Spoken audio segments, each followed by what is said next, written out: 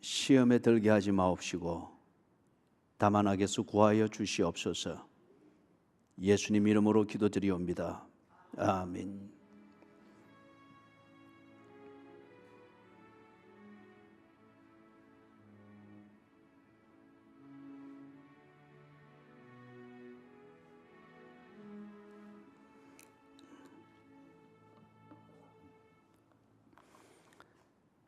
갈라디아서 5장입니다.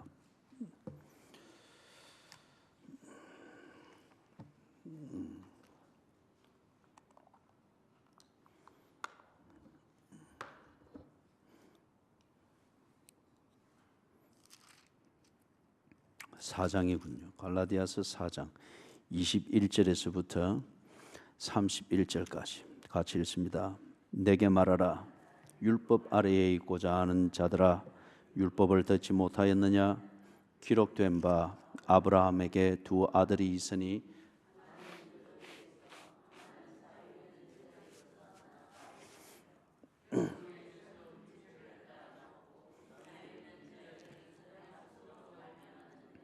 이것은 비유니 이 여자들은 두 언약이라. 하나는 신의 산으로부터 종을 낳은 자니 곧 하갈이라. 이 하갈은 아라비아에 있는 신의 산으로서 지금 있는 예루살렘과 같은 곳이니 그가 그 자녀들과 더불어 종노릇하고 오직 위에 있는 예루살렘은 자유자니 곧 우리 어머니라.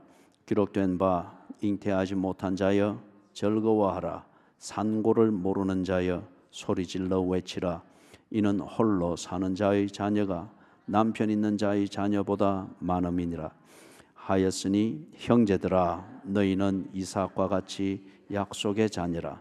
그러나 그 때에 육체를 따라 난 자가 성령을 따라 난 자를 박해한 것 같이 이제도 그러하도다. 그러나 성경이 무엇을 말하느냐? 여종과 그 아들을 내쫓으라. 여종의 아들이 자유 있는 여자의 아들과 더불어 유업을 얻지 못하리라 하였느니라. 그런즉 형제들아, 우리는 여종의 자녀가 아니요 자유 있는 여자의 자녀니라. 아멘. 21절에서 율법 아래에 있고자 하는 자들아, 이게 참 답답한 겁니다. 그래서 20절에서 내가 이제라도 너희와 함께 있어 내 언성을 높이려 하면 너희에 대하여 의혹이 있음이라. 바울이 이 갈라디아에 있는 이 교인들에게 언성을 높이려 합니다. 이 말은 이미 그 속에 그들을 향해서 거룩한 분노가 들끓고 있다는 거죠. 이것의 구체적인 표현이, 노골적인 표현이 1장에서 나오죠. 내가 너희들에게 전한 이 복음 외에 다른 것을 전하면은 천사라 할지라도 저주를 받을지어다. 저주를 받을지어다. 이 두 번 연거푸서 그 얘기가 나오고 있는 걸 보죠. 이게 지금 언성을 높이려 하면 20절에서 말하는 이게 지금 이 갈라디아 교인들의 그들의 그 상태를 볼 때 인간적 배신감과 인간적 모멸감은 둘째로 치고 그런 것을 가지고서 복음에서 떠난다는 그들의 그 어리석음, 그리고 다른 이유로 인해서 무언가를 하는데 그것 때문에 이 본질을 잃어버리게 되는 이것을 두고서 바울이 뭐 고생을 한다 어쩐다 이것보다도 그렇게 하면서라도 집중했던 그 목적, 이게 그렇게 오도되어 버려지고 왜곡되어지니까 이것 때문에 거룩한 분노가 넘치는 거예요. 지금 속에서 막 덜끓고 있는 거예요. 그래서 조금 전에 기도했던 것처럼 바울이 이 편지를 쓰면서도 그럴 겁니다. 시험에 들게 하지 마옵시고 다만 악에서 구하옵소서. 이걸 쓸 때에 이걸 써야 되는 이 갈라디아 교인들의 문제가 다 연상이 되잖아요. 그게 거룩한 영성으로 걸러지지 아니하고 바울의 인격의 이 필름에서만 걸러지면은 지금 바울이 이 한계에 왔다 갔다 하고 있는 거예요. 지금 분노도 있고 인간적 배신감도 있고 모욕감도 있고, 그런데 이게 그 선을 넘어가지 않기 위하여서 자기를 관리하면서 이래 한단 말이에요. 그게 꼭 시험에 들게 하지 말고 하나님 성령의 감동하심으로 기록하는 이 편지를 쓰는 과정에서 시험에 들지 말게 하옵시고 다만 악에서 구하옵소서. 이게 분명히 바울의 기도였을 겁니다. 그렇기 때문에 이게 다 이 한계에서 왔다 갔다 하면서 자기를 절제하면서 이 정리해야 될 설교면 설교 이것에 다 집중해서 이렇게 끌어나가고 있는 것을 볼 수 있습니다. 그래서 20절에서 내가 이제라도 너희와 함께해서 내 언성을 높이려 하면 너희에 대하여 의혹이 있음이라. 왜 이 바울이 그 속에 이 분노를 가지게 되는가? 그 21절에서 달리 표현하죠. 내게 말하라. 율법 아래에 있고자 하는 자들아. 거기에 바울이 너무 이 분통이 터진다는 거예요. 그 시큰 복음 전했고 복음을 믿고 세례를 받고 그렇게 해서 무슨 그렇게 하면서 왜 불과 그게 얼마 됐다고 이런 식으로 손바닥 뒤집을 때 이렇게 됐느냐? 왜 율법 아래에 있고자 하느냐? 그러면서 지금 22절 이하에서 그들의 어리석음을 다 정리해서 설명을 해주는 겁니다. 언성을 높이려 하는 이 인간적 분노, 이것을 억지로 자제를 하면서 이들을 만나고 이들을 목회하는 그 목적이 흐려져서는 안 되니까. 단지 뭐 그렇게 해서 내가 옳았다 그런데 너희들이 못 받아들이니까 이것으로 빠이빠이다. 자기 정당성을 주장하고 어떤 그런 것을 하기 위해서 언성을 높이고 한들 이거는 목적하고 아무 상관이 없잖아요. 그죠? 바울 목사 참 열정적으로 그리 했고 이리 했는데 뭐 이리 됐다. 그 소리 듣자고 바울이 이거 하는 거 아니잖아요. 그러니까 딱 자제를 하고 절제를 하면서 하고자 하는 말을 22절 이하에서 해서 그들이 율법 아래에 있고자 하는 이것이 참 어리석은 것임을 설명을 하는 거예요. 자, 그럼 먼저 왜 이 갈라디아 교인들이 율법 아래에 있고자 하죠? 이것은 우리가 앞에 1장에서부터 쭉 지금까지 해왔습니다. 1장 7절을 보세요. 1장 7절 같이 읽어봅니다. 다른 복음은 없나니 다만 어떤 사람들이 너희를 교란하여 그리스도의 복음을 변하게 하려 함이라. 어떤 사람들이 너희를 교란하여, 이게 이제 그 뒤에서 보면 거짓 선지, 거짓 교사들의 그것으로 나오고 뭐 여러 가지 나오잖아요, 그죠? 지금 이게 어떤 사람들이 너희를 교란했다고 하는 거, 그 내용이 뭔가는 뒤에 계속 얘기가 나오는데 이것 때문에 이 사람들이 바울이 이제 눈에 안 보이고 이렇게 하니까 그 교란하는 이 사람들의 말과 교제와 분위기와 이것이 싹 넘어가 버린 거예요. 그러니까 이 교란하는 사람들이 율법 아래 있어야 된다고 하는 그들이 만든 짝퉁 복음으로 이들이 넘어간 겁니다. 그래서 지금 이들이 율법 아래 있고자 하는 자들이 됐다는 거죠. 자, 이걸 조금 더 구체적으로 보면은 이 갈라디아 교인들을 유혹하고 교란하는 사람들이 주로 어디를 건드렸죠? 어디를 건드렸는가 하면은 1장 11절에서부터 24절을 보면은 사도 이 바울이 전한 복음은 1급 사도들한테 배워 가지고 와서 전한 것이다 하는 거예요. 그렇기 때문에 이거는 오리지널이 아니라는 거죠. 원조 복음이 아니기 때문에 바울이 전해준 복음을 그대로 믿을 것 아니다라는 식으로 이렇게 되어버린 거예요. 예? 그 다음에 두 번째는 어떤 식으로 또 교란했는가 하면 2장 1절에서부터 21절을 보면은 바울은 예루살렘에 있는 그 사도들, 예수님의 제자로 알려져 있는 이 11명의 사도들보다는 열등한 사도다. 2급 사도다는 거예요. 그렇기 때문에 예를 들면 베드로가 하지 마라 하면은 바울이 못 하는 거고, 요한이 이렇게 해석해라 하면은 바울은 그렇게 해야 되고, 이런 식으로 그들이 사 교란을 한 거예요. 교란을.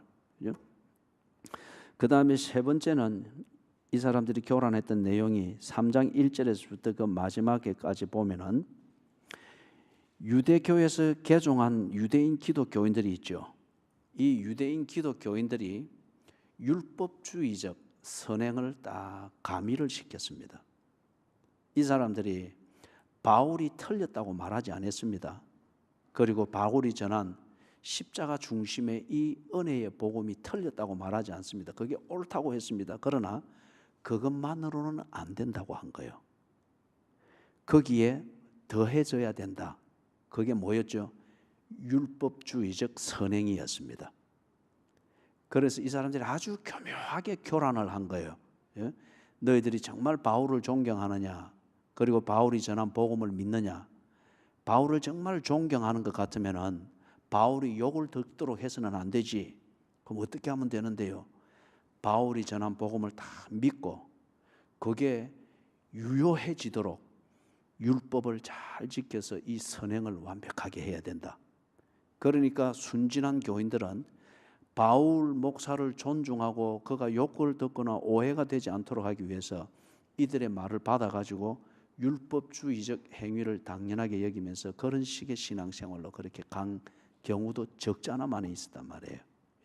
그게 3장에서 말하는 바울 사도가 전한 복음, 거기에 율법주의적 선행을 딱 그런 명분을 가지고 가미를 시켰습니다. 네 번째는 어떻게 교란을 했는가? 교란한 내용이 4장 1절에서부터 11절에 4장 1절부터 11절에 보면은 율법주의 그들이 주장하고 있는 유대교에서 가르치고 있는 율법주의적 선행, 완전해지고자 하는 이 율법주의적 도덕, 이것이 보완되어지지 않으면은 복음은 아무런 효과가 없고 무기력해진다는 거예요. 예? 믿습니다. 그들의 표현대로 그것만으로는 안 된다는 거예요. 무기력해진다는 거예요. 예? 그래서 네 믿어서 구원 얻었느냐? 예. 그 구원이 정말 유효하기 위해서는 네가 이런 구원의 조건인 선행을 갖춰야 된다라는 식으로 그렇게 이야기를 한 거예요. 마지막 다섯 번째로는 4장 12절에서부터 20절, 우리가 지난주 수요일 날 봤죠. 바울과 교제를 단절을 하게 했습니다. 이게 이 갈라디아 교인들 보고 이제는 바울을 만나지 마십시오, 전화도 하지 마십시오, 이래 하면은 반감을 살 수 있겠죠. 이걸 교묘하게 하는 거예요.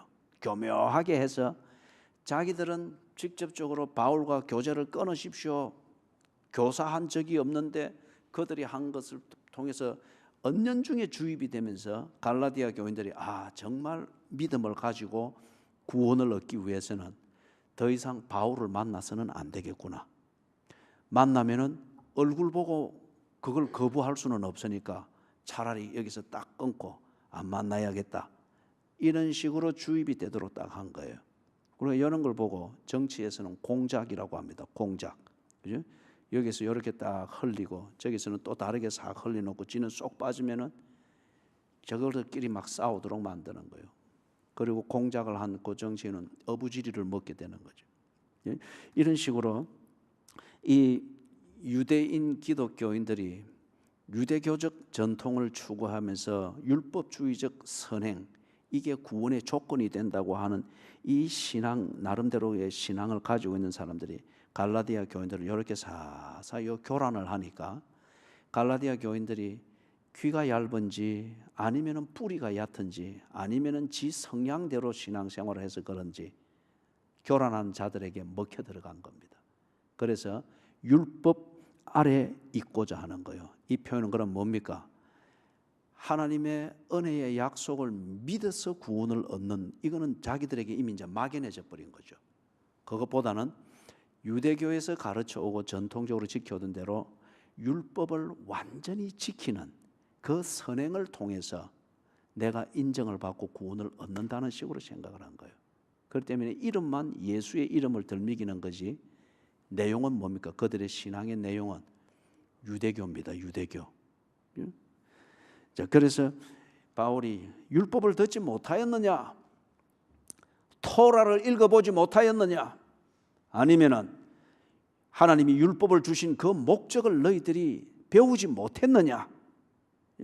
이게 4장 1절에서부터는 이 율법의 기능이 뭐라고 했습니까? 몽학 선생 그 역할을 했잖아요. 그죠? 초등교사 몽학 선생의 역할을 했잖아요. 그 몽학 선생의 역할은 율법의 그 기능이 몽학 선생이라고 하는 것은 율법으로 구원을 얻는 것이 아니고 그 율법을 통하여서 구원 얻는 길을 알게 하는 거죠. 예? 그런데 이 사람들이 너희들이 그걸 배우지 못했느냐? 그걸 정말 읽지 못했느냐? 그걸 읽고 그걸 아는 것 같으면은 아무리 교란한 자들이 그런 식으로 한다고 할지라도 그게 넘어가 가지고 율법 아래 거하려고 율법으로 구원을 받는 그렇게 유대교 신앙으로 넘어갈 네가 없는데 왜 그러느냐? 그러면서 22절 이하에서 이걸 한번 딱 정리를 해줍니다. 자, 이 부분을 교인들이 갈라디아서를 읽을 때 이 부분에서 또 막 헷갈리죠. 그러나 이 부분을 읽을 때에 딱 전제로 할 거는 이거는 비유입니다. 비유예요. 사라와 하갈의 이 관계를 가지고서 지금 예수의 복음을 믿어서 구원을 얻은 자와 유대교적 신학에 끌려가 가지고 율법주의적 행위로 구원을 얻으려고 하는 요 두 사이를 비교해서 무엇이 진짜고 무엇이 가짜고 하는 이걸 가르치기 위해서 그들이 잘 알고 있는 역사의 선조 사라와 하갈을 가지고서 비교해서 설명을 하는 겁니다. 이걸 전제를 딱 해서 이 부분을 읽으면 됩니다. 자, 그러면 먼저 구조를 딱 살피면서 그 바울이 이 비교를 가지고 말하고자 하는 내용을 한번 정리를 해보십시다. 아브라함에게 두 아들이 있었다고 합니다. 하나는 여종에게서 났고 하나는 자유 있는 여자. 자유 있는 여자 같으면은 자신의 정실 부인입니다. 사라를 말하죠. 여종은 하갈을 말합니다. 23절에 여종에게서는 육체를 따라 났고 자유 있는 여자에게서는 약속으로 말미암았느니라. 이게 뭔 말인가 하면 육체를 따라 났다. 지금 이 갈라디아서 4장 22절에서부터 4장 21절에서부터 31절에 나오는 이 내용은 창세기 12장에서부터 21장까지를 여러분이 읽어야 됩니다. 거기서 그걸 읽을 때에 소돔 고모라 이야기가 중간중간에 들어가 있는데 그것을 빼면서 창세기 12장에서부터 21장까지 이 내용을 쭉 읽어야 됩니다. 그게 배경입니다. 여기서 육체를 따라 났다라고 하는 것은 하나님께서 아브라함과 사라에게 아들을 줄 것이라 약속을 했죠. 분명히 약속을 했습니다. 그리고 그 약속을 기다렸습니다. 그런데 기다리기만 기다렸지 준비를 안 했죠. 이게 문제입니다. 특세 때에 하나님께서 분명한 감동을 주셨거든요. 이삭의 그 감동을 주셨거든요. 그죠? 준비하면 받습니다. 준비가 안 되는 거예요. 아브라함과 사라에게 이 약속을 분명히 했는데 기다리다가 지쳤습니다. 그리고 계산만 자꾸 되는 거예요. 계산만. 아이고 이 생길 때 되는데 와 안 생기노? 또 안 생기네. 다음에도 안 생기네. 다음에도 안 생기네. 준비는 전혀 하지 않고 기다리다가 지쳐버린 겁니다. 지 계산 안에서만 시간만 재고 있는 거죠. 그러다 보니까 결국 자기들의 계산대로 갔죠. 이걸 사라가 제안을 한 겁니다. 몸종 하갈을 통해서 대를 이어가도록 하십시다. 합리적이죠. 그러나 그것은 하나님의 약속을 정면으로 거부한 겁니다. 이게 우리가 영특한 계산 때문에 하나님의 약속의 증거를 보지 못하는 이 자충수를 두게 된단 말이에요. 그죠? 기도하면서 받은 약속이면은 기도하는 중심으로 기다리고 준비를 해야죠. 예배하면서 받은 약속이면은 그 약속을 받을 때의 예배의 중심을 흐트려서는 안 되죠.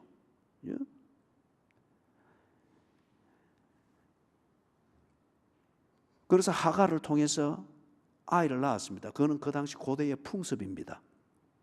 우리나라도 뭐 불과 약 한 50여 년 전까지만 해도 씨바지라는 이 관습이 있었잖아요. 그죠? 이게 딱 낳고 나니까 이게 순전히 자기들 계산대로 육체의 계산대로 그렇게 낳은 거잖아요. 그래서 육체를 따라 낳고 그랬단 말이에요. 그런데 뒤에 한 13년쯤 지나고 나니까 정말 하나님의 약속대로 아이가 난 거예요. 예? 하나님은 약속을 하고 약속을 잊은 적이 없습니다. 그 때를 기다리기는 사람들이 준비가 되느냐 하는 이것을 재고 있는 거죠. 뒤에 딱 났습니다. 그러면 그 자유 있는 여자에게서 난 자는, 다시 말해서 사라를 통해서 난 자, 그 아들이 누구였죠? 이삭이었죠. 이삭이라는 이 이름이 웃음이라는 거예요. 웃음. 이삭이 해서 딱 우리나라 풍습으로 하면은 돌 때에 잔치를 배설했잖아요.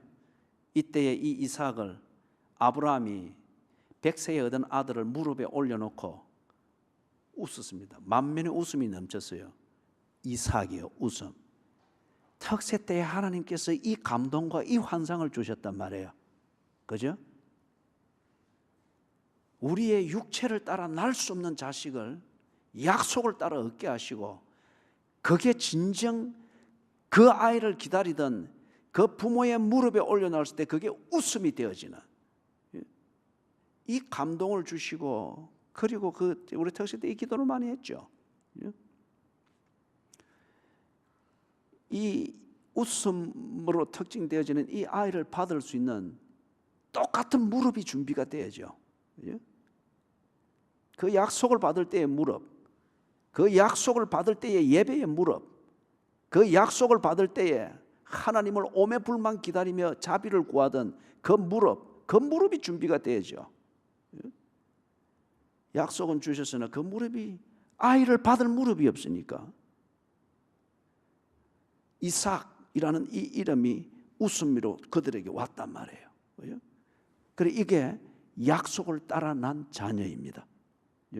아브라함과 사라 사이에서 이런저런 계산을 통해서 난 자식이 아니고, 잔머리 굴려가지고 난 자식은 앞에 있는 이스마엘, 육체를 따라 난 자식. 그래, 하갈의 몸종 시바지를 통해서 났단 말이에요. 그런데 자유한 여인, 다시 말해서 정실 부인, 약속을 받았던 이 사라를 통하여서 났는데, 이것은 하나님이 약속한 대로 주신 것입니다. 자, 그러면서 24절에 이것은 비유니, 이제 이 얘기를 이 사람들이 잘 알잖아요, 그죠? 그래서 이걸 가지고 24절 이하에 바울이 하고자 하는 설명을 하는데 이 비유를 쓴다는 거예요. 이것은 비유니, 이 여자들은 두 언약이라, 다시 말해서 두 언약에 비교할 수 있다는 거죠. 하나는 시내산에서 준 율법, 다른 하나는 아브라함을 통해서 준 바로 그 약속. 아브라함을 통해서 준 약속이 창세기 12장 1절 2절에 어떻게 나옵니까? 약속의 내용이 뭐였습니까?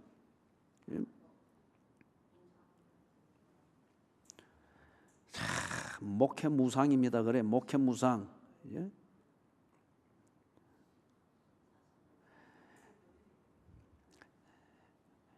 뭐 주섬주섬 하나씩 증증증 마시고 그 정도 성경 공부하고 했으면 좀 이거는 알아야 돼요. 이게 구속의 역사를 관점을 가지고서 성경을 읽어 나가는 출발점입니다. 자, 다시 짚어봅니다. 첫째, 땅을 주겠다. 둘째, 후손을 주겠다. 셋째, 복의 근원이 되게 하겠다.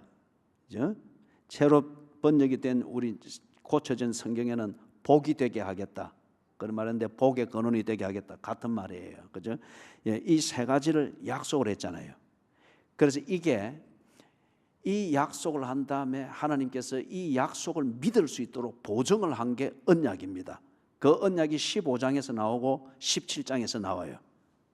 다시 말해서 그 언약을 한 것은 짐승을 잡아서 둘로 쪼개서 횃불을 가운데로 지나가고 이래 하는, 이게 언약식이거든요. 그 언약식을 하는 것은 뭘 말해요? 약속을 믿으라는 겁니다. 약속을 믿으라는 거. 그 언약식이 가지고 있는 어떤 신비감이든지 그것에 몰입을 해서 늘 그것만 되풀이하고 있는, 그걸 빠지면 안 된단 말이에요. 그 언약식을 하는 것은, 계약서를 써서 도장을 찍는 것은 그 계약서에 있는 대로 집 팔고 집 사고 이것 때문에 하는 거잖아요.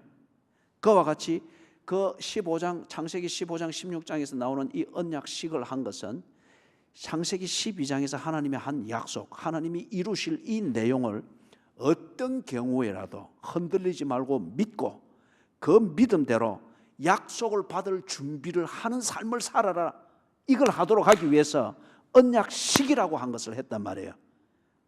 그래서 그때는 짐승을 잡아서 둘로 쪼개는 것으로서 하나님의 약속을 믿도록 언약식을 했고, 그로부터 약 한 600년이 지난 뒤에 모세 때에는 시내산에서 하나님이 하신 그 약속을 600년이 지난 그 문화에서, 그 환경에서도 변함없이 믿도록 하기 위해서 다른 방식으로 언약식을 한 거예요. 그게 뭔가 하면 율법을 주셨단 말이에요. 율법을. 그렇기 때문에 언약식을 하는 이 자체가 목적이 아닙니다. 이 언약식을 통하여서 무엇을 믿고 무엇을 기대하라는 거예요? 하나님이 한 약속의 내용을 믿고 그것을 기대하라는 겁니다.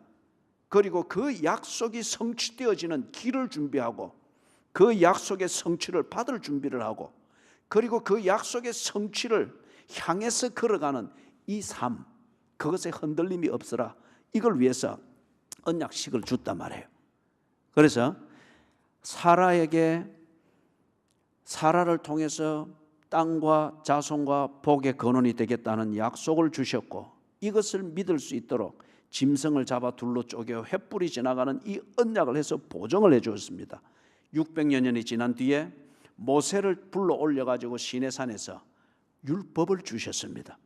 그래서 이 율법을 읽으며 그리고 율법을 따라 준행을 하는 것을 통해서 하나님이 주실 약속, 땅, 자손, 복의 근원, 이것을 여전히 기대하며 그것을 받을 준비, 그것을 받는 삶으로 흔들림이 없이 걸어가라라고 주었단 말이에요. 그런데 아브라함과 사라는 그 약속대로 갔습니다. 중간에 우여곡절이 있었으나 약속대로 가서 약속의 성취를 받습니다. 이삭입니다. 그런데 하갈과 같은 경우에는 아까 육체를 따라 났다 그랬죠, 그죠? 하나님의 약속, 이것에 초점을 맞추는 게 아니하고 엉뚱하게 약속을 보증하는 의식인 언약에다가 초점을 맞춘 거예요. 그러다 보니까 육체를 따라 난 거예요. 이걸 두 언약에 비교를 하는 겁니다.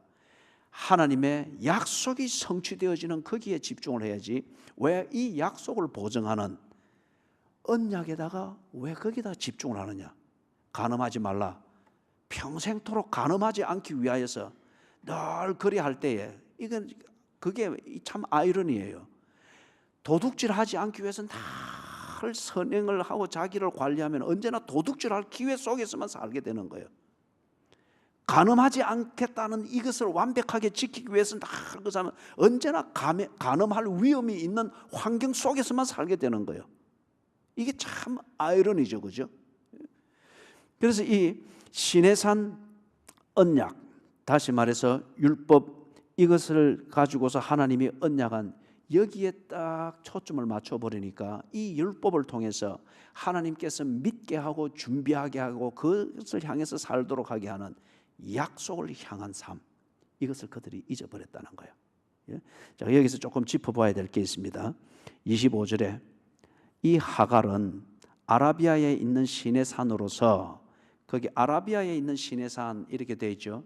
성경 지형에 있어서 이걸 문자 그대로 받으면은 여러분이 오해를 할 수가 있습니다. 그리고 이것을 근거로, 이것을 빌미로 해가지고 출애굽 여정을 아라비아 반도 쪽으로 돌리는 이런 이상한 신학이 교회 안에 많이 있습니다.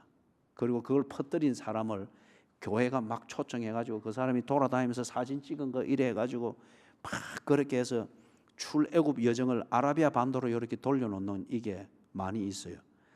그런데 여기서 지금 아라비아에 있는 시내산이라 말하는 것은, 가령 지금 예를 들면은 이렇습니다. 우리가 해남이 어디 있느냐라고 말할 때 어떻게 말합니까? 전라도에 있습니다. 그때 전라남도에 있는지 전라북도에 있는지, 그 다음에 전라남도에 있으면 그게 어느 군에 있는지, 이 그 자세하게 이야기할 필요고, 지금 우리 시대에서는 해남이 어디 있느냐? 전라도에 있다 이러면 다 통합니다. 그죠? 다 통합니다. 마찬가지로 지금 이 당시에서는 지금은 이 시내산이 있는 것이 이스라엘의 영토입니다. 그리고 지형적으로 애굽에 가깝습니다. 그죠? 시내 반도 거기에 있단 말이에요. 이스라엘 땅 시내산 이렇게 돼야 지금은 정확하게 되는 것이지, 아라비아에 있는 시내산 이러면은 국제적으로 국제법상 굉장한 문제가 생깁니다. 왜냐하면 이건 지금 아라비아, 지형적으로도 아라비아 땅이 아니고 정치적으로도 이것은 아라비아 땅이 아닙니다. 이스라엘의 땅입니다. 무슨 말인지 아시겠어요? 이 당시에는 시내산이 있는 그 시내 반도를 두리뭉실하게 아라비아로 불렀습니다. 지금 우리가 해남 이 지형을 말할 때 전라도 두리뭉실하게 부르면 다 통하듯이, 무슨 말씀인지 이해가 되세요? 그렇기 때문에 여기에 시내산이 아라비아에 있단다, 요걸 그대로 똑 따내가지고 그런 식으로 사진 몇 개들을 찍어가지고 시내산은 시내 반도에 있는 것이 아니고 지금 아라비아 반도에서 홍해 옆에 있는 거기에 있는 산이고 거기서 화산 폭발이 있었다, 이런 식으로 막 이야기를 하는 그런 출애굽 여정의 이론들을 막 퍼뜨리고 있어요. 그걸 들으면서 성경에도 봐라, 갈라디아서에 아라비아에 있는 시내산이라 하지 않았느냐, 그렇기 때문에 이 말이 맞지 않느냐라고 끼워 맞출 때 여러분이 솔깃해서 넘어가는 것 같으면은 지금 바울이 이 갈라디아 교인들을 보고서 언성을 높여야겠느냐, 그 대상하고 똑같아집니다. 다시 이야기를 하는데 여기에 있는 아라비아에 있는 시내산이라는 이 지형적 설명은 그 당시의 지형적 설명입니다. 지금은 시내산이 있는 시내 반도를 두고 아라비아에 있는 시내산이라면 국제법상 굉장한 문제가 생깁니다. 그리고 정치적으로도 이는 전쟁이 날 만한 상황이에요. 지금은 정확하게 말하면 이스라엘의 땅 시내 반도에 있는 시내산, 바울이 지금 쓰는 것 같으면 그랬었을 거예요. 그죠? 그 당시에는 이렇게 두루뭉실하게 쓰면 홍해 하나를 사이에 두고 아라비아 반도하고 시내 반도가 마주보고 있기 때문에 이때에는 그걸 두리뭉실하게 아라비아 지역에 그렇게 불렀던 겁니다. 이해되셨어요? 예. 이런 것은 그 성경 본문을 이해하는 데 있어서 굉장히 중요한 단어 연구도 되고 하니까 여러분이 잘 염두에 두도록 그렇게 하십시오. 그래서 그때는 이 시내산이 지금의 예루살렘과 같다. 거기서 하나님의 계시를 받고 그리고 그들의 위대한 지도자 모세가 거기서 율법을 가지고 내려왔고 아주 역사적으로도 중요하고 신학적으로도 중요한 사건이 일어난 산이잖아요. 그렇기 때문에 이게 곧 바울이 지금 쓰는 이 시점에서 1400여 년 전의 시내산이 이스라엘에게 어떤 중요성을 가졌느냐 하는, 이게 지금 오늘날 우리에게 예루살렘이 어떤 중요성을 가지느냐 이것과 같은 맥락이었다. 그 표현이 지금 이게 아라비아에 있는 시내산으로서 지금 있는 예루살렘과 같은 곳이니 그렇게 말하는 거예요. 자, 그러면서 이 비유를 가지고 말하는 게 그만큼 중요했기 때문에 사람들이 이 율법을 가지고서 율법대로 해야 구원을 얻는 것으로 그들은 그런 식으로 오도가 되어버렸다는 거죠. 약속이 아니고 약속을 보증하는 언약으로 그렇게 오도가 되어버렸다는 거죠. 그런데 다른 한 종류는 26절에서 오직 위에 있는 예루살렘은, 이것은 이제 지형적으로 실제로 이스라엘 땅에 있는 예루살렘, 그것을 지금 말하는 겁니다. 지형적으로도 시내산은 저 밑에 남쪽 끝에 있잖아요. 시내반도. 그렇기 때문에 밑입니다. 예루살렘은 거기 비하면 저 북쪽 이스라엘 땅 중간에 있잖아요. 그러면 시내산에서 보면은 위에 있는 겁니다. 그래서 위에 있는 예루살렘은 자유자니, 이걸 이제 사라에다가 비교를 하는 겁니다. 곧 어머니라. 사라가 진정한 열국의 어머니였잖아요. 그죠? 그리고 사라가 약속대로 이삭을 낳았잖아요.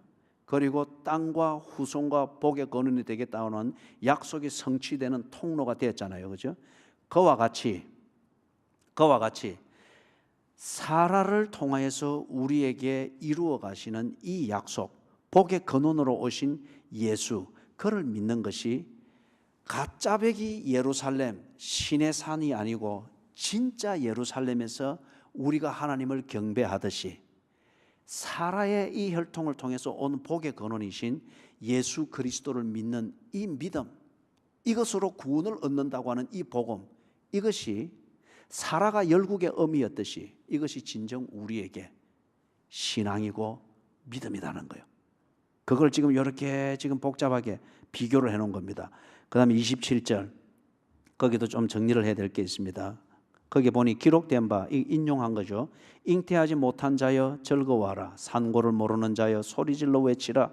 이는 홀로 사는 자의 자녀가 남편 있는 자의 자녀보다 많음이니라.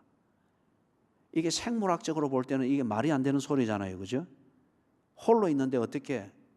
그 다음에 이 홀로 사는 자녀가 남편 있는 자녀보다 많음이니라. 이게 지금 앞에서 24절을 시작하면서 말했죠. 이것은 비유니, 비유로 지금 계속해서 사라와 하갈 사이에 이 얘기를 가지고 바울이 설명하고자 하는 것을 계속 비유해서 설명을 하는 거예요. 홀로 사는 자의 자녀가 남편 있는 자의 자녀보다 많으니, 사라가 자녀를 낳고 그랬을 때 사라가 자녀를 몇 명 낳았죠? 한 명. 한 명이라는 분 손 드시고. 예. 그 다음에 한 명보다 더 많이 있다 손 드시고. 22장 이하를 보면은 아브라함의 자녀가 이삭과 이스마엘 외에도 여럿 있습니다. 그러나 거기서 사라가 낳은 아이는 이삭뿐입니다. 그래서 약속의 자녀라 그것을 분명하게 그리 말하죠. 그런데 사라가 한 명 낳았는데 어떻게 바다의 모래같이 되고 하늘의 별처럼 됩니까? 하나님이 그렇게 약속을 했잖아요. 그죠? 가문이 이루어지고 족보가 이루어지고 민족이 이루어지는 그 통로로서 그렇게 이야기를 했단 말이에요. 그렇기 때문에 여기서 지금 비교는 홀로 사는 자의 자녀가 남편 있는 자의 자녀보다 많음이니라. 이거는 차원을 달리해서 지금 비교를 합니다. 홀로 사는 자, 사라의 몸을 통해서 태어난 자의 그 자식이 남편 있는 자, 하갈, 육체를 따라 난 그 생물학적 번성을 하는 그 자들보다 훨씬 많다. 뭘 말하는가? 홀로 사는 자의 자녀는 뭡니까? 구원받은 하나님의 백성을 말합니다. 구원받은 하나님의 백성. 이게 사라에게 준 약속을 통해서 정리를 하면 뭡니까? 복의 근원이 되게 하겠다고 했잖아요. 예수 그리스도가 오는 그 혈통을 사라의 몸을 통해서 난 이삭의 계보를 통해서 하나님께서 준비해 오셨죠. 그리고 그게 이스라엘의 역사의 정통 맥락이죠. 그죠? 그래서 홀로 있는 자의 자녀가 많다. 복의 근원이 되신 예수 그리스도, 그리고 그가 오기까지의 혈통이 되었던 그 혈통, 그리고 예수 그리스도의 복음을 통해서 구원을 얻게 되어지는 진정한 약속의 자녀들, 이들이 육체를 따라 난 자녀들, 생물학적 생육과 번성하는 것을 통해서 난 자보다 많다. 이렇게 비교를 지금 한 겁니다. 이렇게, 그죠? 지금 이 지구상에 그가 거듭났는지 안 났는지는 우리는 모릅니다. 세례를 받고 그리스도인이라 자기 자신을 그렇게 고백하는 자가 몇 명쯤 되겠습니까?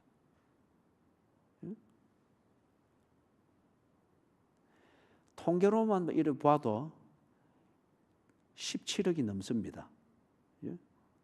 그런 것 같으면 이게 20억이 훌쩍 넘어갈 거예요. 그러나 이스마엘의 육체를 따라 난 이스마엘의 족보를 가지고 계산을 하면은 그 후예가 몇 명이 될까요? 지금 이렇게 다른 차원에서 비교를 하는 거예요. 홀로 있는 자, 즉 약속을 따라 난 자가 있고 그 약속대로 복의 근원이신 예수 그리스도를 통해서 구원을 받은 자. 그 시작이 어디에서 됐습니까?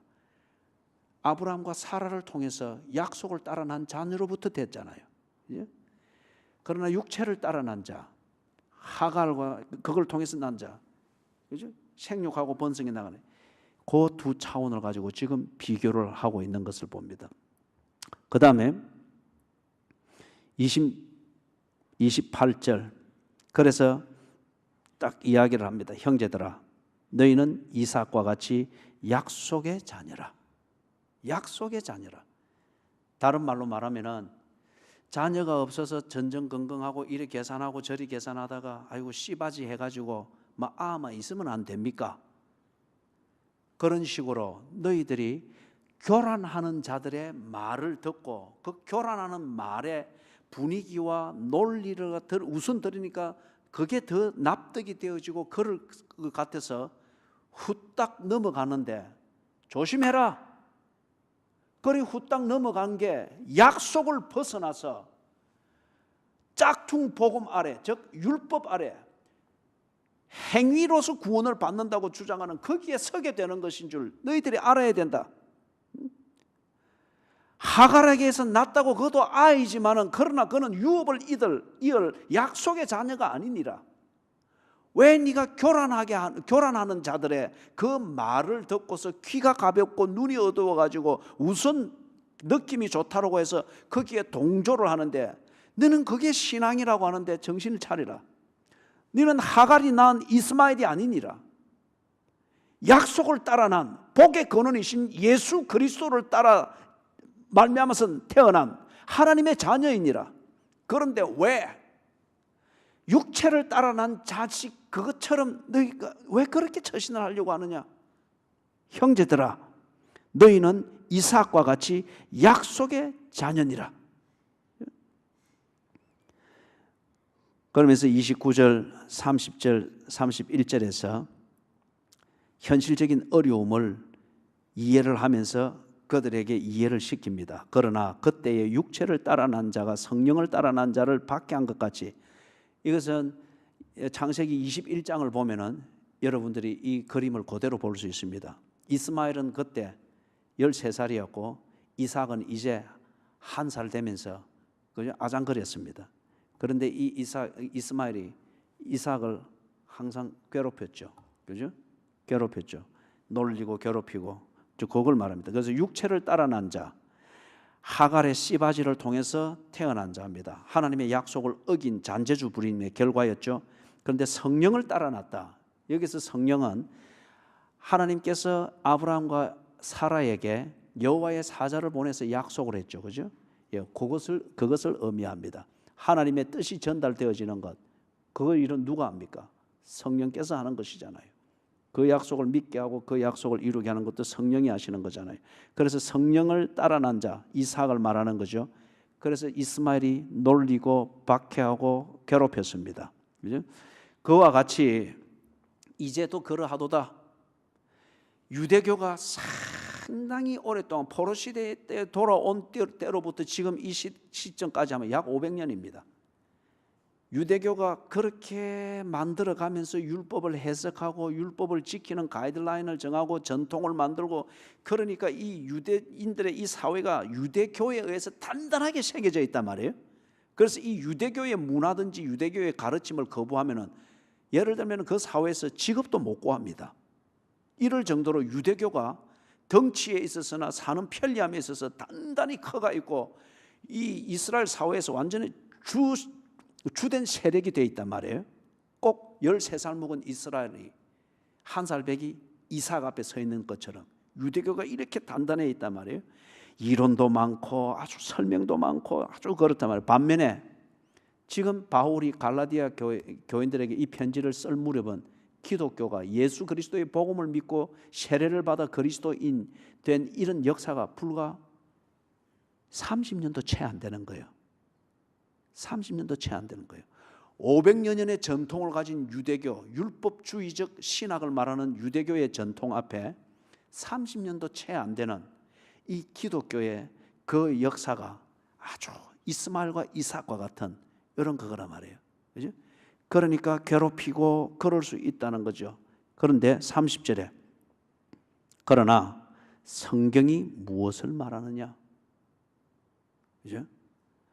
이스마엘이 뭘 하든지 이스마엘의 어미 하갈이 무슨 짓을 하든지 간에 하나님이 한 약속이 무엇이었더냐 이거죠.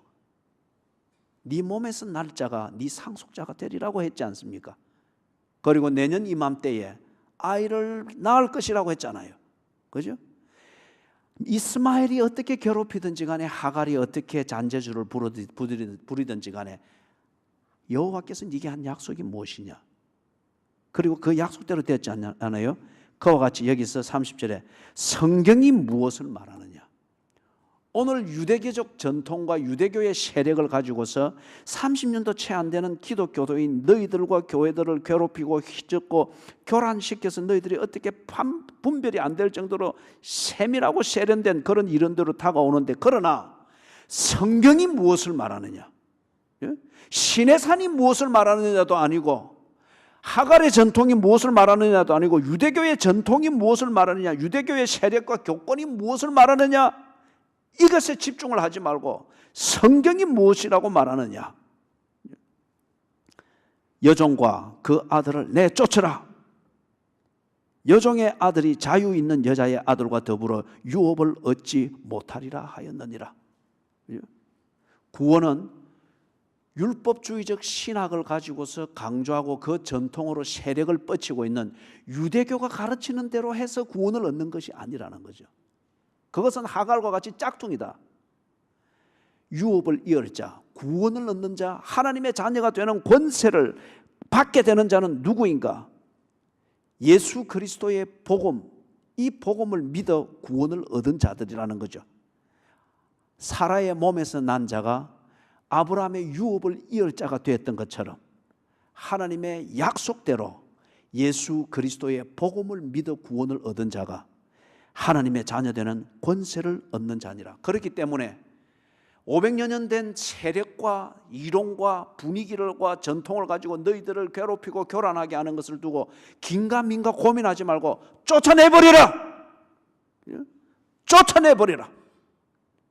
너희들의 하나님의 자녀된 이 권세를 흔드는 것들이 있다고 하면 그것을 네가 대적할 수 없고 네가 저항할 수 없던 것 같으면 쫓아내버려라.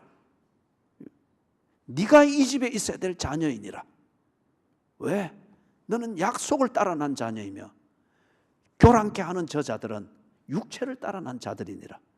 네가 유업을 이을 자지 저자들이 유업을 이을 자들이 아니니라. 그렇기 때문에 저들이 교란하는 그 모든 일들을 두고서 흉내내려고 하거나 그 분위기에 맞추려고 하면서 헷갈리지 말아라는 거죠.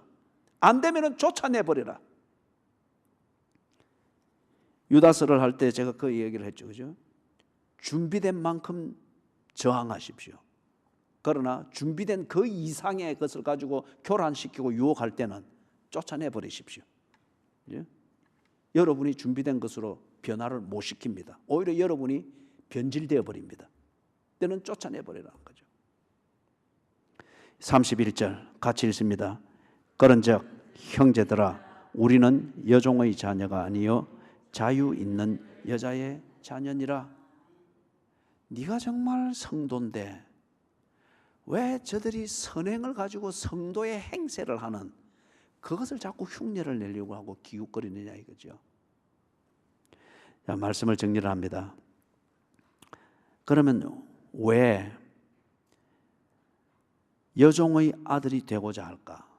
왜 율법 아래 머물고자 할까? 이게 2000년 전에 갈라디아 지방의 문제이기도 하거니와 똑같습니다. 오늘 교회 안에도 똑같습니다.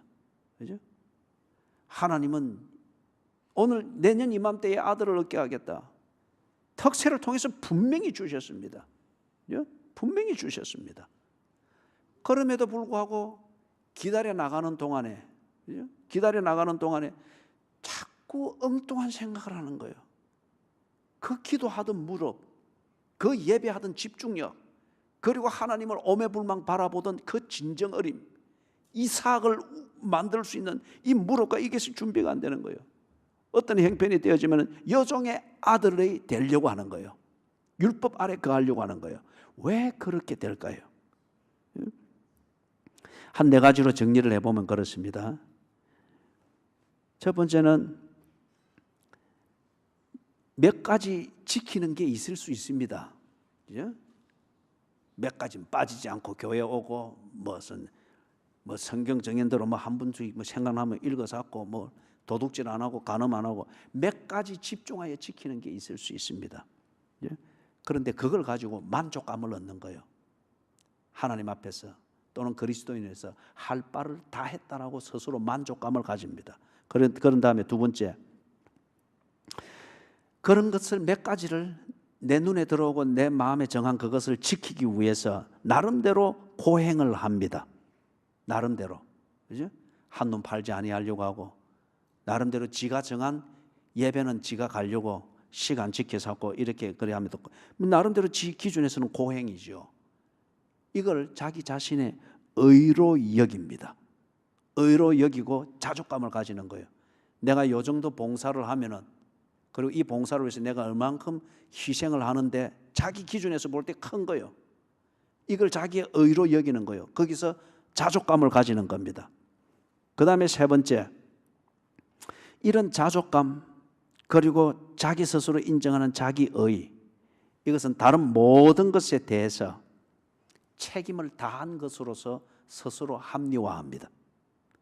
내가 도둑질 안 하는 거고 사는 것만 해도 얼마나 큰데, 그래 하면서 간음을 즐기고 강도짓을 하고 미워하고 험담하고 고집 부리고 이것에 대해서는 전혀 죄책감을 못 가지는 거예요.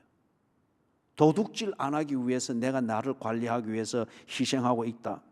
아니면은 교회에 어떤 자기가 정한 봉사의 한 부분을 자기 기준에서 어느 정도 일을 한단 말이에요.